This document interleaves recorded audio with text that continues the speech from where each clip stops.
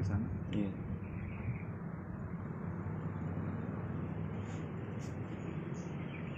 Assalamualaikum warahmatullahi wabarakatuh.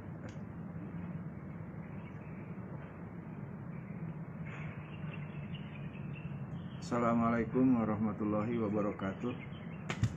Siang ini saya akan mengadakan wawancara dengan Daulat Fajar Yanuar.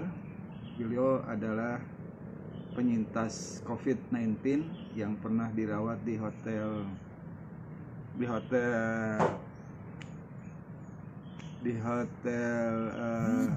atlet ya. Sekarang mungkin beliau sudah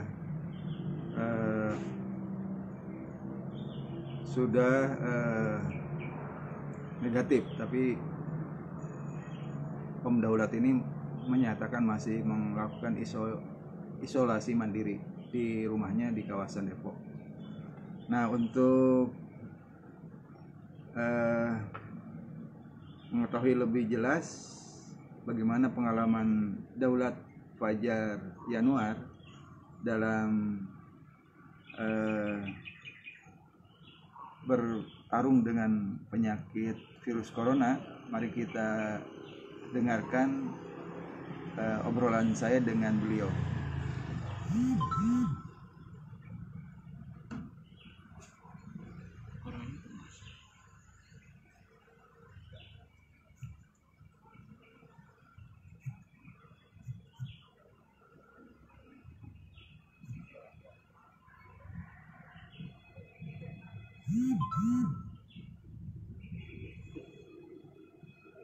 Ini masih menunggu sambungan dengan Daulat Fajar Yanuar. Mudah-mudahan bisa segera bergabung. Beliau terpapar COVID-19 pada bulan Juli dan beberapa hari kemudian dia masuk ke hotel Wisma Atlet di Kemayoran sampai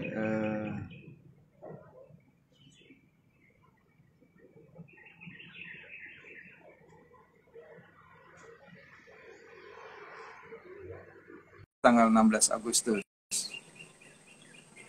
Nah, ini masih terkoneksi dengan Daulat. Assalamualaikum. Waalaikumsalam. Alhamdulillah. Gimana kabarnya, Daulat? Alhamdulillah udah semakin baik, Pak. Udah semakin sehat. Alhamdulillah. Nah, jadi sekarang posisinya statusnya itu sudah negatif ya? Oh, kalau status belum keluar lagi karena kan kemarin hari Kamis minggu lalu swab keempat dan hasilnya belum keluar. Jadi pas waktu keluar dari Wisma Atlet itu berdasarkan hasil swab kedua tanggal 12 Agustus itu hasilnya masih positif, tapi skor CT-nya atau skor imunitasnya udah di atas angka 35. Jadi dianggap sudah tidak infeksius lagi, tidak menular ke orang lain lagi. Oh iya.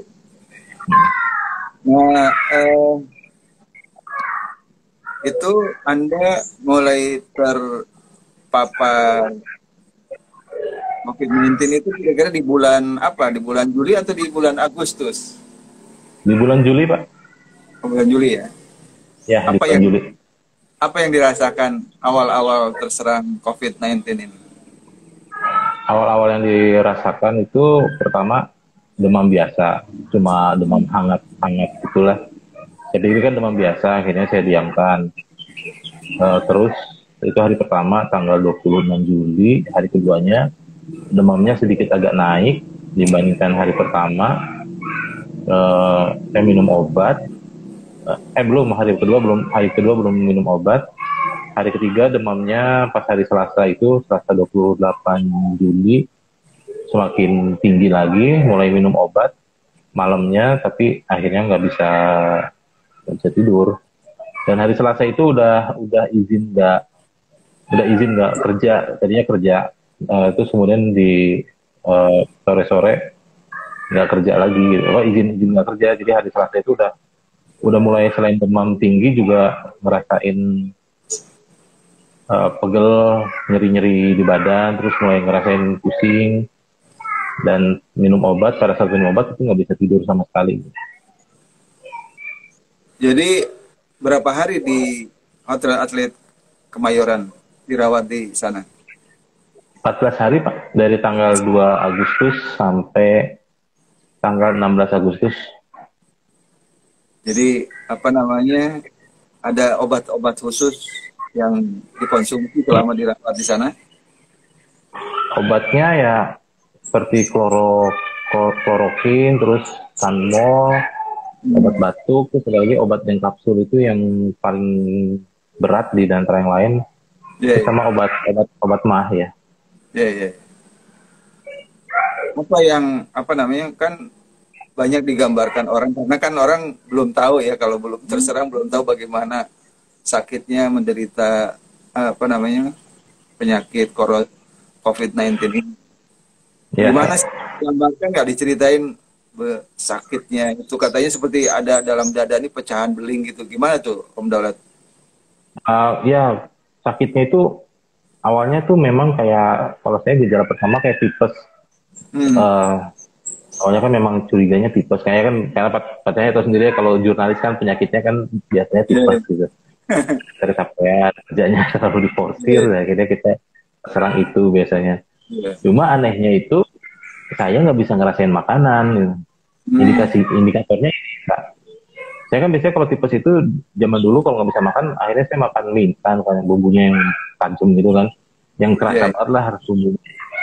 Kemarin pada saat hari kelima itu saya coba makan mie instan, tapi bumbunya nggak kerasa sama sekali. Jadi itu mie instan tuh seperti nggak dikasih bumbu. Pas saya cium aromanya juga nggak ada. Setelah itu tuh 2 hari setelah itu saya ke dokter karena saya ngerasa enak gitu, badan tuh bener-bener beda itu. Ini bukan tipes. Setelah makan mie instan itu saya bilang ke istri, saya inget-inget kan kronologi gejalanya apa aja. Saya langsung ngambil kesimpulan kalau saya memang kena COVID. Saya ngambil kesimpulan sendiri ya, karena gejalanya sangat stres, terutama sangat kentara di hilangnya penciuman dan indera perasa ya. Saya bilang ke istri saya kena COVID, periksa aja ke dokter biar yakin. Tapi kan itu kan jelang Idul Adha dan hari Jumat nggak mungkin ke rumah sakit karena nggak ada dokter yang jaga kan, dokter spesialisnya di dalam nggak ada yang jaga. Ini saya baru hari Sabtu, sehari setelah Idul Adha, saya baru bisa ke dokter rumah sakit. Akhirnya foto toraks, terus kan di screening dulu riwayatnya dalam seminggu ngapain aja, terus kalau sakit rasanya apaan aja. Saya jelasin semuanya sama suster. Pas suster itu ngasih screening saya itu, catatan perjalanan saya, dokternya langsung suruh saya ke radiologi dan cek darah di laboratorium. Hasilnya memang di foto ronsen itu saya ditemukan banyak flek di paru-paru dan lumayan banyak. Saya masih berpikir positif karena banyak teman-teman saya yang perokok aktif, jadi saya tanya ke dokter, ini apakah saya perokok pasif ya dok? Karena banyak teman-teman saya yang aktif perokok, saya pun nongkrong sama mereka ya. Kata dokternya, belum tentu ini gara-gara asap rokok, tapi bisa jadi ini TBC atau yang paling parah tuh pneumonia. Nah, pneumonia ini ciri-cirinya tuh mirip dengan COVID. Dan dia sinkronin antara catatan perjalanan saya yang saya laporin ke suster, apa aja yang saya rasain. Nah, akhirnya dokter itu menyimpulkan kalau saya memang suspek corona, suspek COVID. Akhirnya itu swab, tapi karena tidak bisa dilakukan pada hari itu juga, harus nunggu sampai hari Senin. Saya laporan ke teman-teman yang saya langsung tracing Pak. Saya ketemu siapa aja, saya kemana aja. Akhirnya orang-orang itu saya hubungi, dan alhamdulillah orang-orang yang saya temui itu ada di dalam satu grup WhatsApp wartawan kan. Saya kirim ke grup WhatsApp wartawan itu. saya bilang ke mereka, saya harus swab test, dan dokter menyatakan saya suspek COVID, dan kemungkinan besar berdasarkan gejala saya ini memang positif COVID. Jadi teman-teman diharapkan cek gejalanya seperti apa, karena kan masa inkubasi 2 minggu. Cek gejalanya seperti apa, dan pelajari gejala-gejala COVID itu seperti apa. Kalau saya jelasin juga di situ, kalau saya memang gejalanya seperti ini. Dan saya juga langsung hubungi kantor untuk mengatakan hal yang sama gitu. Dan akhirnya karena teman-teman saya nanya kan, saya mau swab kapan gitu. Paling cepat bisa tuh Senin, karena hari Sabtu dan Minggu rumah sakit tutup pelayanan swabnya. Kemudian ada salah satu teman saya, wartawan harian Waspada, itu inisiatif menghubungi Pak Doni Monardo kan. Menghubungi Pak Doni Monardo dan menghubungi Datin BNPB juga. Mereka teman saya minta untuk memberikan akses kepada saya di Wisma Atlet, karena kondisi saya sudah begini, dan teman saya juga menjelaskan kondisi di rumah saya begini, ada 3 anak masih kecil. Dan akhirnya saya diberikan akses ke Wisma Atlet. Hari Minggunya tanggal 2 Agustus saya berangkat ke sana, swab di sana, serologi di sana. Dan udah bukan rapid test lagi. Kalau rapid test kan di ujung jari, saya serologi kan. Hasilnya secara tes darah serologi itu saya reaktif. Dan hari Kamis tanggal 6 ya kalau nggak salah, tanggal 6 Agustus. Kamis tanggal 6 Agustus kalau nggak salah. Itu hasil swab saya keluar dan hasilnya positif. Selama di sana itu yang dirasakan itu kan setelah 7 hari gejala-gejala itu muncul, di hari ke-7 dan hari ke-8 itu muncul rasa sesak di dada itu Pak, yang fototoraksnya itu ada flek. Itu sebelum fototoraks saya ngerasain udah ada rasa sesak, susah nafas, dan ketika di Wisma Atlet itu semakin parah rasa sakitnya. Nah, setiap saya bernafas itu, menghirup nafas tuh ada rasa, ya itu kayak ada rasa pecahan beling di paru-paru. Dan itu rasanya sakit banget. Itu rasanya benar-benar sakit. Udah kemudian pada saat di Wisma Atlet itu gejala yang lain muncul, yaitu batuk-batuk. Tapi batuknya itu menyiksa gitu kan, bukan batuk yang berdahak, tapi batuk kering yang dahaknya itu tetap nempel. Dan itu sangat menyakitkan sih. Kalau diingat lagi ya trauma juga gitu. Nah, setelah Anda dinyatakan positif COVID-19, bagaimana dengan teman-teman yang pernah berinteraksi, terutama keluarga lah? Statusnya bagaimana? Alhamdulillah teman-teman yang ada sedikit kepanikan itu hal yang wajar, tapi ada juga yang panik, dan ada juga yang udah paham dengan gejala-gejalanya, karena kan beberapa teman-teman itu ada yang wawancari ini para epidemiolog di kampus-kampus itu sebenarnya gejalanya kayak gimana, ini jelasin, dapat penjelasan dari para pakar, dan akhirnya teman yang paham ini menjelaskan kepada teman-teman yang lain. Kalau misalkan ada juga teman yang khawatir OTG, terus saya dan teman saya yang lain menjelaskan kalau OTG itu masa inkubasinya lebih singkat dibandingkan dengan yang bergejala. Jadi kalau misalkan tidak ada gejala dalam kurun waktu 8-10 hari, ya insya Allah aman. Dan terus alhamdulillah sih pas teman-teman juga akhirnya inisiatif untuk rapid test. Dan keluarga juga rapid test kan, ketika saya ngasih tahu ke keluarga ngasih tahu ke lingkungan RT di rapid test, alhamdulillah non reaktif semua Pak. Dan sampai sekarang alhamdulillah teman-teman nggak ada yang menunjukkan gejala kalau mereka ada ini apa. Ya pokoknya selama 2 minggu masa inkubasi atau 3 minggu saya sakit itu tidak ada teman-teman yang merasakan gejala itu. Cuma mereka memang paham protokol, akhirnya mereka juga menjelaskan ke keluarga masing-masing kalau pernah kontak dengan yang positif COVID, isolasi mandiri. Cuma kan ya kita bantu penjelasan juga gitu kalau misalkan begini-begini harus ngapain gitu. Jadi mereka juga paham dan alhamdulillah saya juga mantau mereka terus. Karena saya masuk ke Wisma Atlet di hari ke-8 sejak gejala pertama muncul. Jadi saya hitung-hitung kalau misalkan mereka OTG berarti hari Rabu harusnya mereka udah aman. Dan kalaupun memang mereka udah 2 minggu, saya terus pantau sih, saya terus pantau ke mereka dan dari hasil saya positif. Mereka ada juga teman-teman yang bantuin supaya ngeringanin beban pikiran dan beban mental saya. Jadi ada satu teman yang bantuin untuk mantau yang itu ketemu sama saya dan alhamdulillah nggak ada yang bergejala Pak, nggak ada yang reaktif juga. Alhamdulillah. Ya. Jadi sekarang Anda udah bisa melakukan aktivitas seperti biasa nggak? Atau masih di isolasi mandiri? Udah Pak, udah bisa melakukan aktivitas biasa dan ini udah hari ketiga saya melakukan aktivitas di luar rumah. Cuma memang ada perubahan dalam tubuh saya sih setelah saya sembuh dari COVID ini. Jadinya jadi lebih gampang capek.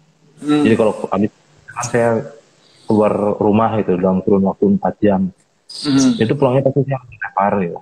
Tapi sekarang hasil lebih baik lagi. Kalau waktu itu cuma 2 jam aja mau kontrol di rumah sakit, pulang ke rumah langsung kepala pusing terus mata juga ada kayak panda gitu kan, akhirnya lebih gampang capek lah. Cuma alhamdulillah ada. Terus selain itu juga paru-paru saya jadi lebih sensitif, nggak bisa minum air, nggak bisa cium debu, nggak bisa cium asap rokok. Langsung gitu. Ini kan Anda tinggal di Depok ya, Om Daulat ya? Iya Pak, tinggal di Depok. Sekarang Depok kan termasuk Kota Bogor juga termasuk daerah merah ya, bahkan diberlakukan jam malam. Jadi sekarang nggak banyak juga ya aktivitas yang banyak dilakukan ya? Nggak begitu banyak. Jadi kalau mau ngapa-ngapain harus selesai sebelum maghrib. Karena kan kemarin juga kan keluar mau ke ATM.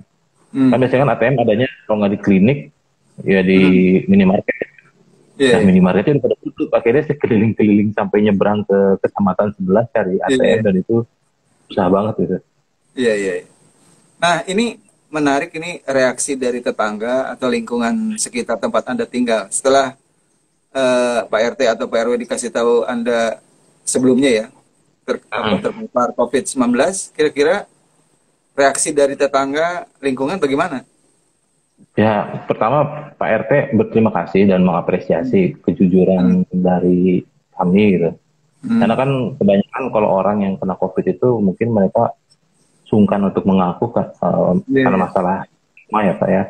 Tapi saya bilang ke istri saya, jangan khawatir akan dikucilkan atau jangan khawatir akan mendapatkan stigma yang aneh-aneh. Yang penting ini kita ngejalanin protokol kesehatan, kita tetap RT dan jangan suuzon kepada Allah, saya bilang kan.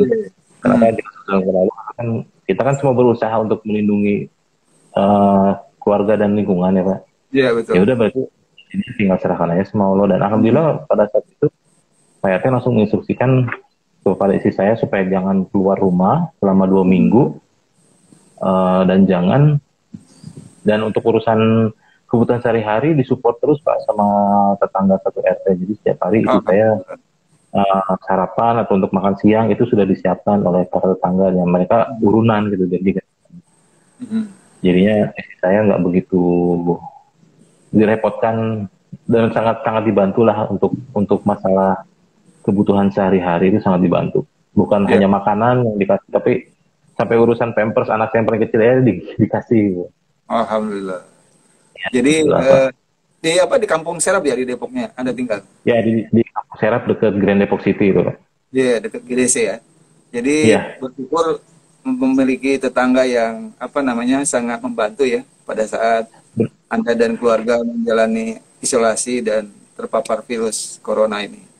Ya mudah-mudahan bisa menjadi bisa menjadi apa hikmah bagi yang lain ya, bahwa terpapar COVID-19 ini kan kita tidak ada yang ingin terpapar ya. Cuma kalau Ya, orang kemudian ditakdirkan terpapar, kita yang misalnya yang sehat, yang lainnya sebaiknya tidak apa namanya mengucilkan gitu, bahkan seharusnya iya, membantu gitu. iya.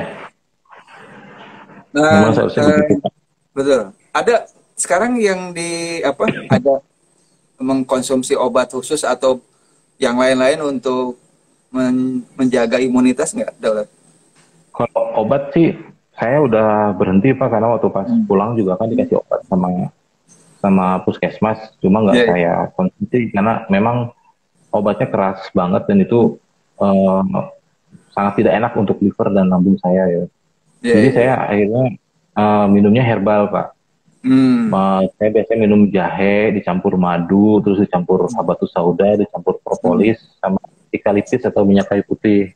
Oh Nah, iya, iya. selain itu suplemen Pak, suplemen dari Profesor Tualeka yang dari UNER itu, guru besar Hmm, Universitas Erlangga, kan beliau memproduksi suplemen namanya Nitrico.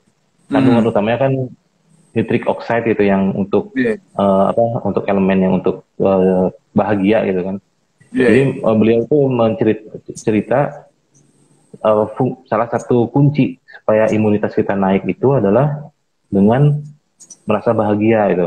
Nah, Iya, iya. hormon bahagia itu bisa diciptakan melalui makanan seperti Hmm, coklat atau hmm, yang lainnya, dan juga bisa melalui dari diri sendiri. Caranya itu ya kita nggak stres, atau yang paling hmm. yang paling kuat sih untuk menciptakan hormon kebahagiaan itu ya kita berdoa dan beribadah. Jadi kata Betul, beliau betul. ya, minum suplemen ini ya jangan putus doanya, Iya, iya, jangan putus juga ibadahnya gitu. Dan iya, iya. memang terbukti Pak, ketika saya apa di ketika hasil swab pertama itu muncul, Iya. saya pertama itu diumumkan, saya sempat Hmm, down dan akhirnya itu kan sore-sore kalau nggak salah, menjelang hmm, asar saya dikasih.